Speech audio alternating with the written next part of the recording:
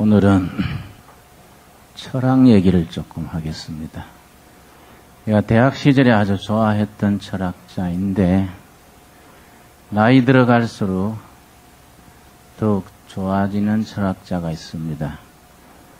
덴마크 철학자로서 쉐렌 키엘케고르라는 분입니다. 키엘케고르. 1812년 5월 5일에 태어나서 1855년 11일에 43세로 혼자서 살다가 죽은 분입니다. 내가 대학 시절에 좋아해서 나도 그런 켈과 같은 철학자로 살았으면 좋겠다 생각을 했었는데 철학이 제가 체질에 맞아서 열심히 하다가 신학으로 바꿀 수 있었던 것도 아마 그분의 영향이 컸다고 제가 생각을 합니다. 그분이 이제 글 중에 무슨 글이 있느냐 하면은 죽음에 이르는 병이라는 책이 아주 유명합니다. 이어는 이제 평생 일기를 썼는데요. 22살 일기에 뭐라고 썼냐 하면은 내가 그것을 위해서 살다가 그것을 위해서 죽을 수 있는 것, 그 본질적인 것, 가장 소중한 것을 나는 평생에 추구하겠다. 22살 때입니다. 35살 때 일기에 뭐라고 썼냐면 내가 그것을 위해서 살다가 그것을 위해서 죽을 수 있는 것, 그것은 하나님의 말씀 아닌 다른 무엇이겠는가. 그렇게 자기의 신앙 고백을 썼습니다. 그러고 죽기 직전에 뭐라고 썼냐면은 내 평생의 주제, 내가 사고하는 바, 고민하는 바, 내 인생을 투자하는 바, 최고의 목표는 여하이 진실한 크리스찬으로서 살 수 있을 것인가. 그것이 내 철학의 주제다. 그렇게 또 썼습니다. 그 사람이 그 남긴 일기가 참 깊이가 있고 아름다워서 많은 사람들에게 영향을 미쳤습니다. 그 몇 권의 저서와 일기로 인해서 실존주의 철학이라는 2차 대전 이후에 세계적으로 대두됐던 철학의 원조격이 됐습니다. 또 많은 문학자들도 키엘케고르의 영향을 입었습니다.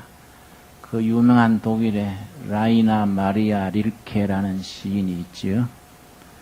뭐라고 했냐면 나는 키엘케고르의 일기를 읽고 싶어서 늦은 나이에 덴마크어를 새로 공부했다. 그런 글을 썼습니다. 나도 그 일기를 읽다가 야 나도 이런 일기를 한번 남겨봤으면 좋겠다 생각하고 나도 한번 써야지 하고 몇 번 작정했는데 일기장을 새로 사가지고 용감하게 시작은 했는데 2달 넘긴 적이 없어요. 근데 그런 사람은 평생을 그래 썼으니까 참 그런 게 참 본받을 만하지요. 그분이 뭘 말하느냐면 가장 소중한 것이 뭐냐 이거지. 우리 인생이란 것은 선택이야, 선택. 가장 중요한 것을 선택하는 거이다 이거지. 우리가 결혼할 때 좋은 여자가 여러 있다 그래서 한꺼번에 할 수 없는 거 아닙니까? 그 중에 한 사람만 선택한다 이 말이에요. 직장도 그렇지요. 하고 싶은 일 여러 가지지만은 한 직장을 선택하는 것이지요. 인생은 선택인데 가장 중요한 것, 가장 소중한 것, 그거 하나를 선택하고 나면 2번째, 3번째 중요한 것은 선택할 찬스가 없어지는 겁니다. 그래서 가장 소중한 것이 뭐이냐. 그래서 독일에서 있다가 나치 히틀러 박해를 받아서 미국으로 간 신학자 중에 폴 틸리히라는 유명한 신학자가 있었는데 그분이 용기에 대해서 썼습니다. 용기. 용기란 무엇이냐? 가장 소중한 것을 위해서 두 번째, 세 번째 소중한 것을 버릴 수 있는 것, 그거 용기다. 저는 참 그 말 좋아해요. 가장 소중한 것을 위해서 소중하지만은 두 번째인 것, 세 번째인 것은 과감하게 미련 없이 버릴 수 있는 게 용기다. 그런 용기가 없으면 소중하다고 다 잡다가는 가장 소중한 것까지 놓쳐버린다 이 말이지. 그러니까 한 사람의 값어치라는 것은 뭘로 결정됩니까? 그 사람이 무엇을 가장 소중하게 생각하고 그 소중한 것을 잡기 위해서 다른 것을 얼마나 과감하게 깨끗하게 버릴 수 있느냐. 이런 게 그 사람의 값어치를 할 수 있겠지요. 이 키엘케골이 마태복음 6장 6절을 인용하면서 가장 소중한 것을 말했습니다. 한번 찾아보겠습니다. 마태복음 6장 6절 말씀.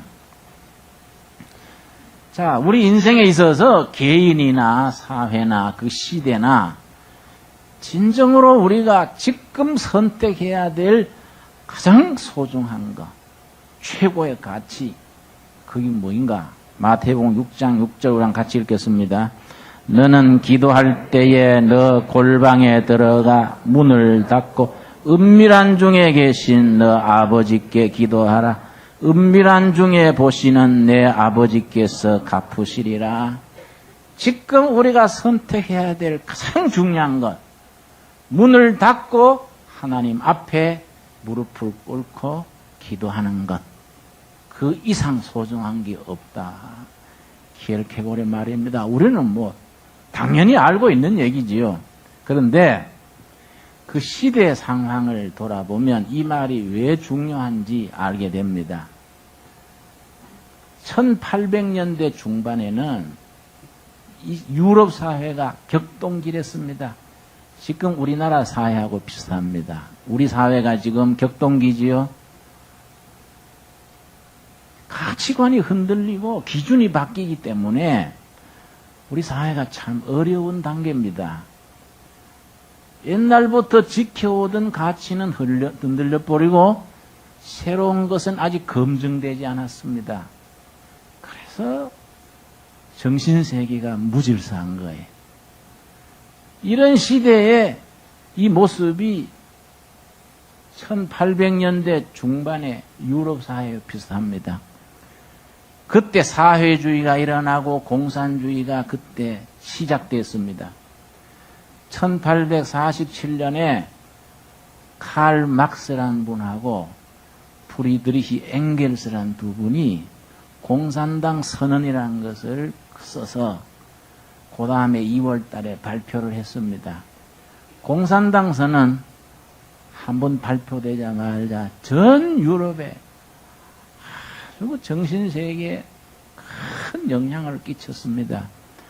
그 뒤로 100년간 공산주의가 이 지구에 아주 흔들어서 무려 5천만 명이 공산주의 운동으로 인해서 죽었습니다. 그게 시작될 때입니다. 그 공산당 선언 커뮤니스토 마니페스토라는 그 라틴어로 아주 유명한 선언문입니다. 그게 발표되던 그때 이 키엘케골이 반공산당 선언으로 뭘 발표했냐면은 사랑의 행위라는 제목, 사랑의 행위. 그걸로 발표를 하면서 뭐라고 했냐면은 공산당 선언이 이렇게 시작됩니다. 유럽에 새로운 유령이 등장한다. 공산주의라는 유령이다. 시작부터 아주 선뜻합니다. 공산당 선언 마지막 말이 뭐냐 하면은 만국의 노동자여 단결하라. 이걸로 끝납니다. 만국의 노동자여 단결하라. 그런데 키엘케골이 무슨 말을 하냐면 무슨 소리냐. 욕심 많고 죄 많은 인간이 단결해서 뭐이 나오는가. 만국의 노동자가 단결해서 인류의 재앙을 일으킬 뿐이다. 정말 이 인류가 구원받기 위해서 해야 될 것은 노동자든 자본가든 시민이든 단결할 때가 아니다.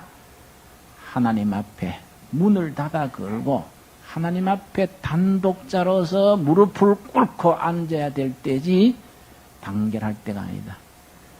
공산주의, 사회주의가 이렇게 단결하면 인류의 끔찍한 재난을 불러일으킬 것이다. 아주 그렇게 예언적인 글을 썼습니다.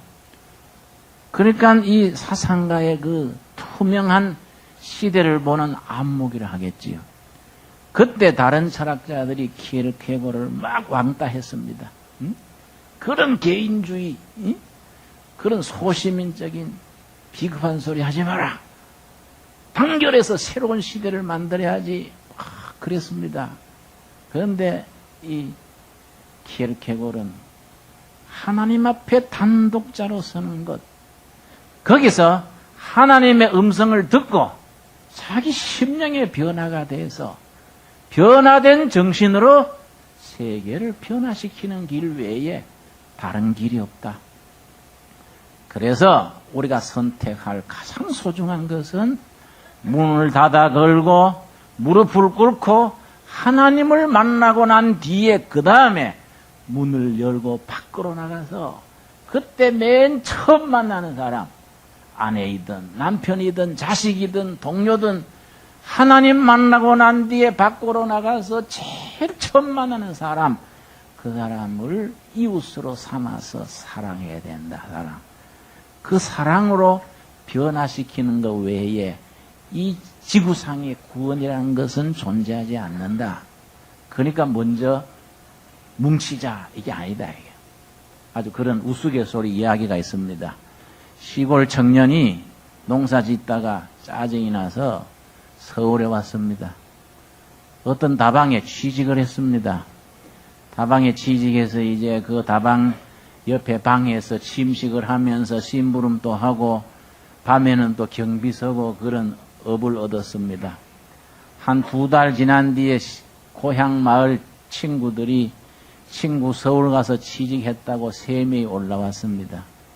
올라와가지고 그 다방 옆에 좁은 방에 같이 지내다가 다방이 노는 날이 됐어요.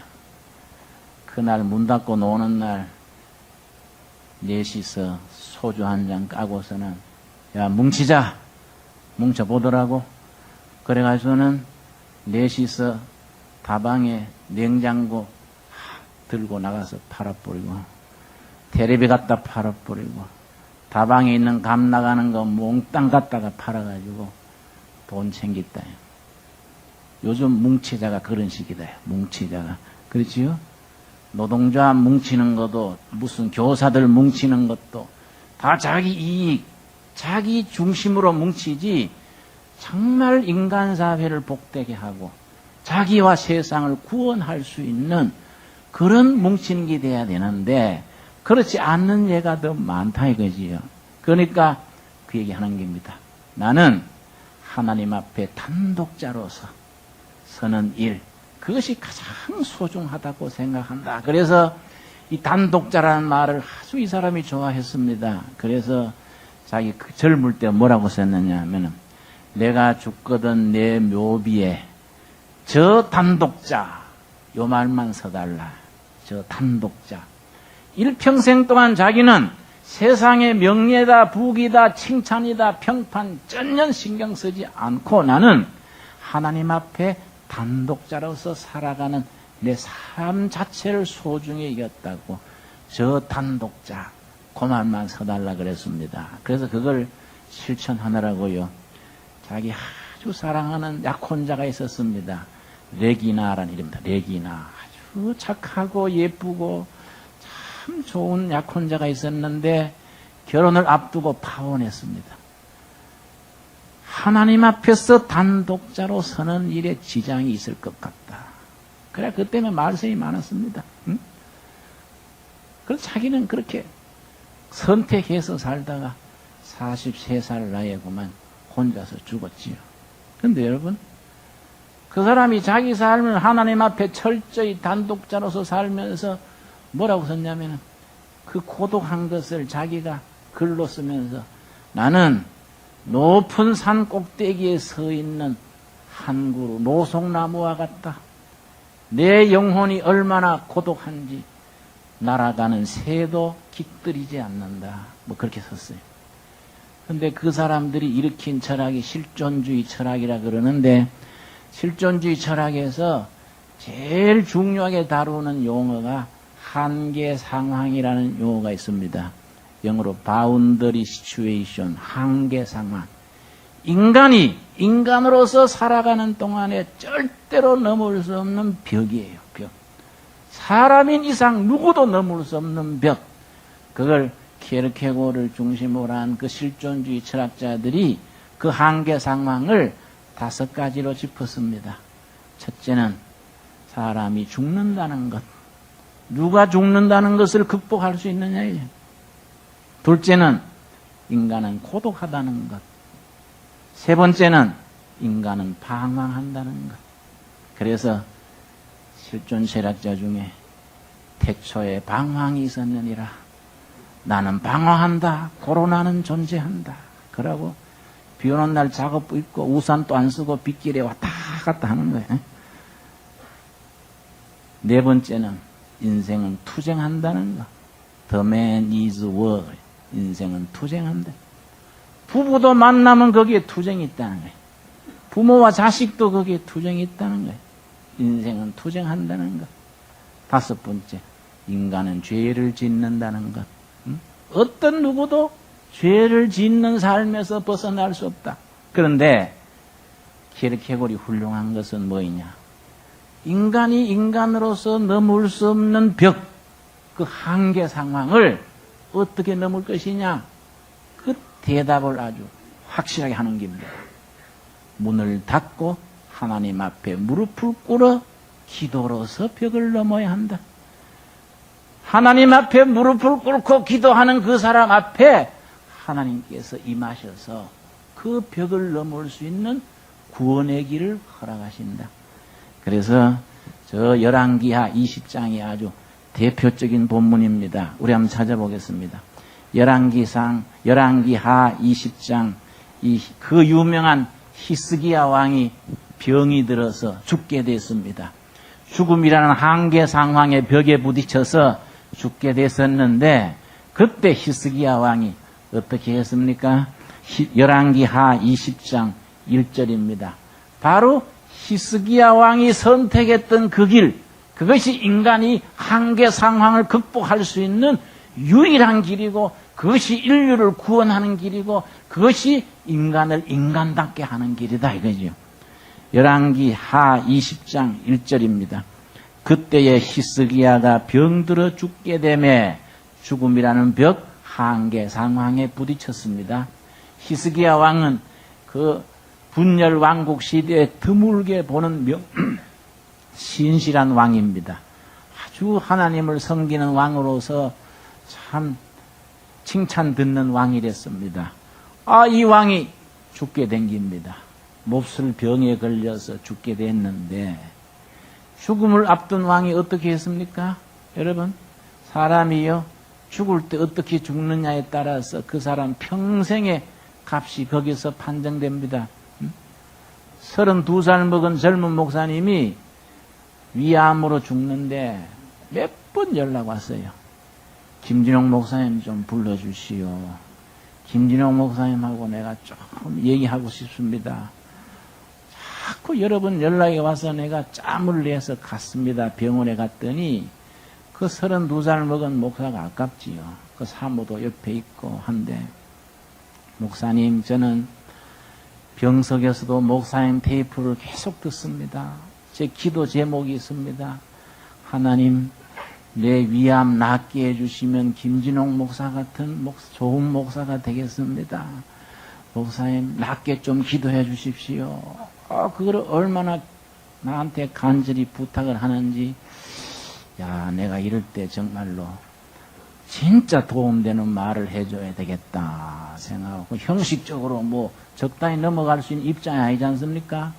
그 사람이 지금 위암이라는 한계 상황에 부딪혀 있는 겁니다. 그래서 내가 마음을 가라앉히고, 목사님, 목사답게 죽으세요. 목사답게. 응?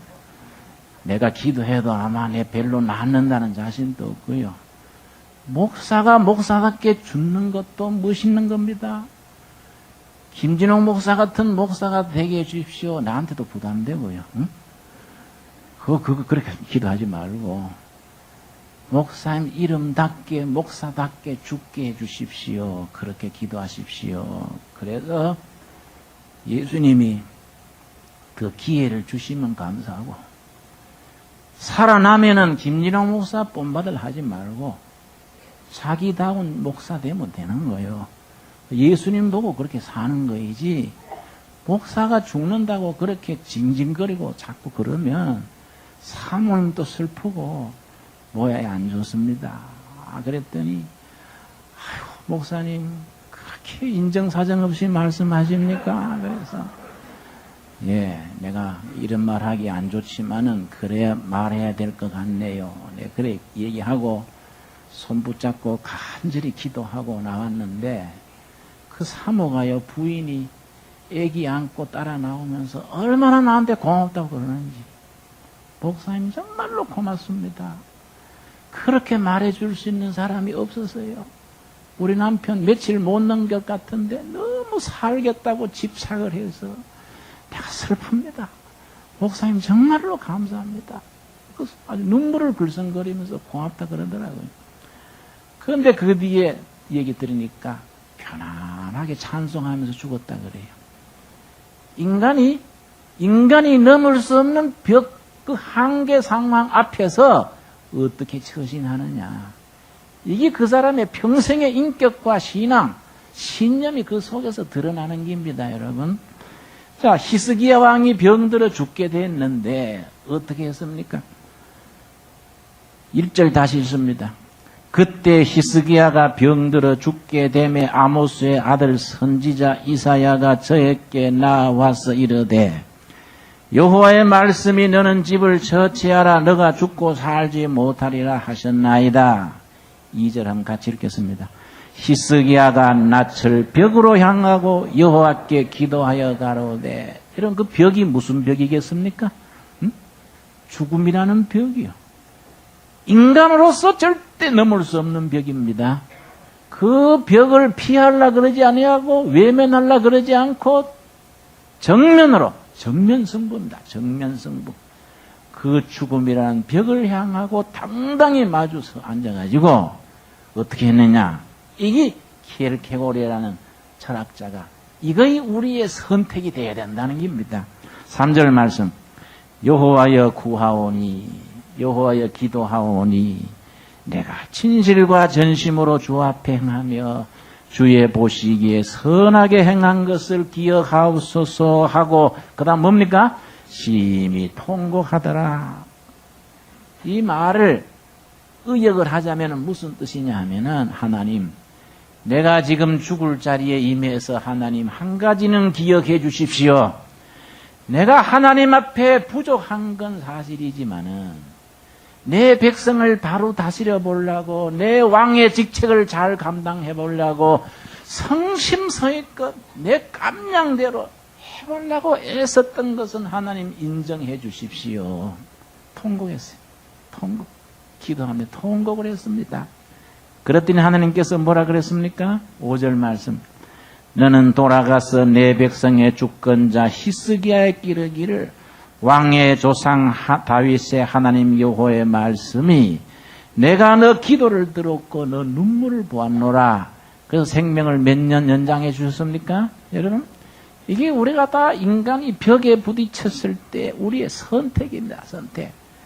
정말로 나는 킬케고르의 그 말이 정말 우리 시대에도 필요한 것이, 가정도 사회도 나라도 세계도 뒤숭숭한 이런 때에 우리가 진실로 선택해야 될 게 뭡니까? 문을 닫고 콜방에 앉아서 살아계신 하나님 앞에 우리가 가슴을 여는 거이지요.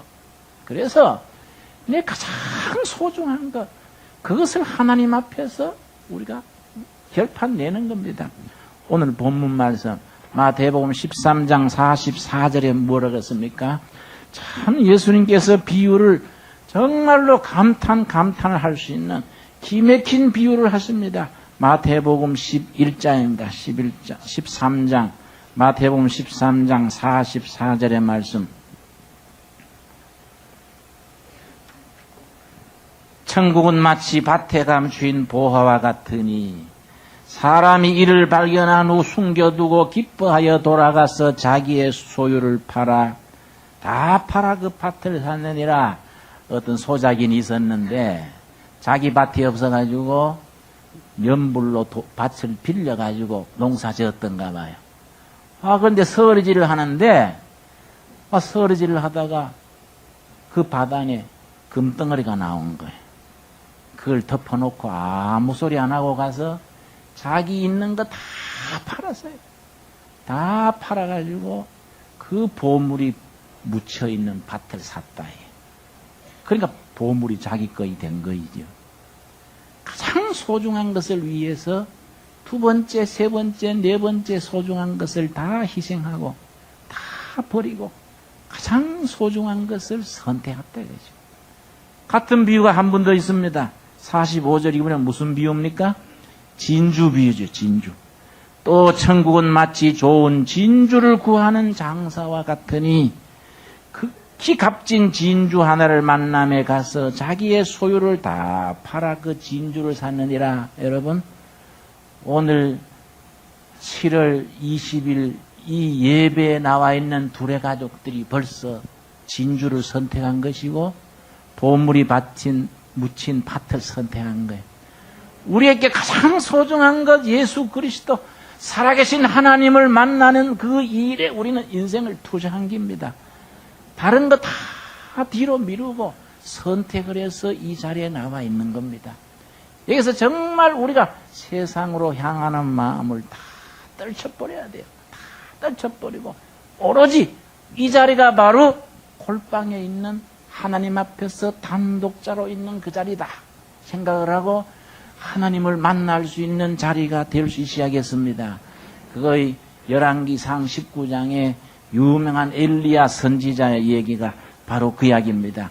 열왕기상 19장은 엘리야 선지가 그때 그 당시에 그 바알신 앞에서 백성들이 다 그리 변질되고 넘어가는데 자기 혼자서 여호와 하나님 신앙을 지키려고 고군분투하다가 이세벨 왕후에 죽인다는 위협을 피해서 40일 밤낮을 걸어서 저 남유다 부엘세바에서 호렙산까지 40일을 걸어갔습니다. 호렙산 굴에 들어가서 하나님 앞에 엎드리는 겁니다. 19장 열왕기상 19장 9절입니다. 9절 8절부터 지가 봅니다. 이에 일어나 먹고 마시고 그 식물의 힘을 의지하여 40주 40야를 행하여 하나님의 산 호렙에 이르니라. 9절 같이 읽겠습니다. 엘리야가 그곳 굴에 들어가 거기서 유하더니 여호와의 말씀이 저에 임하여 이르시되 엘리야야 너가 어찌하여 여기 있느냐. 40일 밤낮을 걸어서 낮에는 뜨겁고 밤에는 춥고 들짐승이 있는 그런 길을 걸어서 호렙산 굴에 들어가서 앉았을 때에 하나님께서 엘리야야 네가 어찌하여 여기 있느냐 하나님께서 물으셨습니다. 그때 엘리야가 뭐라 그럽니까? 엘리야가 대답을 합니다. 10절 말씀. 저가 대답하되 내가 만군의 하나님 여호와를 위하여 열심히 특심하오니 이는 이스라엘 자손이 주의 언약을 버리고 주의 단을 헐며 칼로 주의 선지자들을 죽였으며며 그 다음 뭐라 그랬습니까? 오직 나만 남았거늘. 나 혼자입니다. 나 혼자. 키르케고리 단독자 얘기하듯이 하나님 앞에 나 혼자 남았습니다. 나만 남았거늘 저희가 내 생명을 취하려 하나이다. 거기서 엘리야가 하나님을 만났습니다. 12절입니다. 12절. 또 지진 후에 불이 있으냐 불 가운데 여호와께서 계시지 아니하더니 그 다음 같이 읽읍시다. 불후에 세미한 소리가 있는지라. 세미한 소리. 여러분 거기 줄을 칩시다. 세미한 소리. 들리지 않는 들리는 소리입니다. 정확하게 표현하면 들리지 않는 들리는 소리. 내 영혼 가장 깊은 곳에서 온 심령을 기울여서 내 영혼 가장 밑바닥에서 들리지 않게 들리는 소리. 그 세미한 하나님의 음성이 들렸습니다. 거기서 하나님을 만나고 난 뒤에 하나님께서 엘리야에게 다시 사명을 줬습니다. 그게 오늘 우리 시대에 우리에게 주시는 사명입니다. 바로 키엘케골이 말하는 문을 닫아 걸고 단독자로서 하나님 앞에서 하나님께 기도하여 응답받고 난 뒤에 문을 열고 밖에 나갔을 때에 맨 처음 만나는 사람, 그 이웃을 너 몸같이 사랑하라. 그 사랑의 행위가 인류를 구원하고 자신을 구원한다는 거기에 합당되는 말씀이지요. 자, 14절 말씀. 저가 대답하되 내가 만군의 하나님 여호와를 위하여 열심히 특심하오니 이는 이스라엘 자손이 주의 언약을 버리고 주의 단을 헐며 칼로 주의 선지자들을 죽였으며 그 다음 우리 다시 읽겠습니다. 오직 나만 남았거늘 저희가 내 생명을 찾아 취하려 하나이다. 다시 하나님 앞에서 자기 말을 반복하는 겁니다. 그때 하나님께서 사명을 주십니다. 15절입니다. 여호와께서 저에게 이르시되 너는 너 길을 돌이켜 광야로 되돌아가서 며칠간 왔다고요? 40일간 밤낮 걸어왔던 그 사막길을 다시 되돌아가라. 네가 겁을 먹고 피해왔는 그 세상으로 되돌아가서 아합, 이세벨, 발 앞에 무릎 꿇는 그들을 정권을 교체시켜라. 예후 장군이란 장군이 있다. 그 장군을 설득해서 의식화해서 정권을 뒤집어라. 그러고 이웃 동맹국가인 아람, 시리아에 하사엘을 세워서 그 썩은 정치도 바꾸게 해라. 그러고 이 예언 운동이 대를 물려서 내려갈 수 있도록 농사꾼 엘리사를 뽑아서 네 후계자를 삼아라. 지금 하나님께서 그렇게 명령을 주셨습니다. 바로 아까 제 키엘케골이 그 얘기하는 거예요. 단독자로서 문을 닫아 걸고 하나님을 만나서 자기 심령이 변화된 사람이라야 세상을 변화시킬 수 있지. 그런 변화가 되지 않는 사람들이 단결하라. 단결해서 뭘 하냐?